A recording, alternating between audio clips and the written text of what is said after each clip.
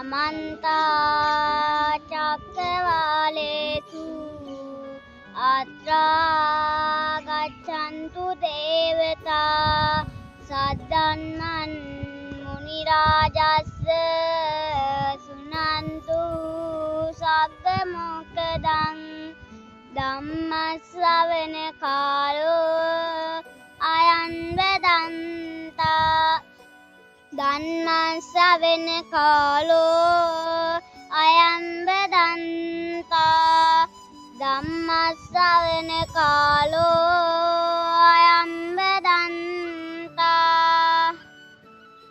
සියලු දෙනාටම තෙරුවන් සරණයි මා මාතෘකා කරගත් මෙම ජාතක කතාව වන්නේ කාසාව ජාතක කතාවයි.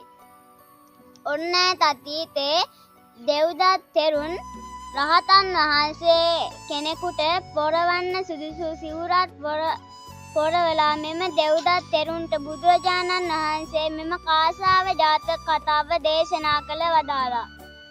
ඔන්න තතීතේ රජගහ නුවර බ්‍රහ්මදත්ත නම් රජ කෙනෙක් රාජ්‍ය කරන කාලේ එක්තරා කැලයක් තිබෙනවා. මෙම කැලේ ඇත්තු රංචුවක් සිටිනවා. අප මහා බෝසතාණන් වහන්සේ මෙම ඇත්තු රංචුවටම නායකයා වී උපන්නා. ඊට පස්සේ මෙහෙම නායකයා තමන් ඇත්තුත් එක්ක මෙහෙම ටික කාලයක් වාසය කරනකොට මෙම කැලේට වැද්දෙක් එනවා. මේ වැද්දා කරන්නේ ඇත්තුන්ගේ දල කපලා අරන් ගිහිල්ලා විකුණලා ජීවත් වෙන්න. ඊට පස්සේ මෙම ඇද්දල කපන මේ වැද්දා ගිහිල්ලා ඉවර වෙලා මෙහෙම ඇත්තු රංචුව යනවා බලන් ඉඳලා අන්තිමේදී මේ යන ඇතව අල්ලගෙන දල කපා ගන්නවා. මෙහෙම ටික කාලයක් යනකොට ඇත්තු රංචුවේ ඇතා ගානේ ටික දවසකින් ඔක්කොම අඩු වෙනවා.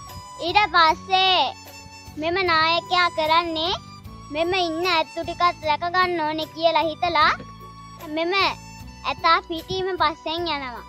ඊට පස්සේ මේක වැද්ද දැකලා සිවුරක් පොරවගෙන පස්සේ බුදු කෙනෙක් විදියට වාඩි වෙලා මෙහෙම ඉන්නවා. ඊට පස්සේ මෙහෙම ඉන්නකොට මෙම ඇතා බෙහෙම ගිහිල්ලා වඳින්න හදනකොට මෙම වැද්දා සිවුර ගලවලා දල කපන්න පයින්නවා. ඊට පස්සේ එම නායකයා මෙම වැද්දාගේ පිටිපස්සෙන් දුවගෙන එනවා. ඊට පස්සේ මෙම වැද්දා හයියෙන් දුවගෙන යනවා. ඊට පස්සේ මෙම වැද්දාට මෙම ඇතා මෙම වැද්දාට පහර දෙනවා. ඊට පස්සේ මෙම වැද්දා එතනම මිය යනවා. ඊට පස්සේ මෙම ඇත් රංචුව ආයෙත් හොඳින් ජීවත් වෙනවා.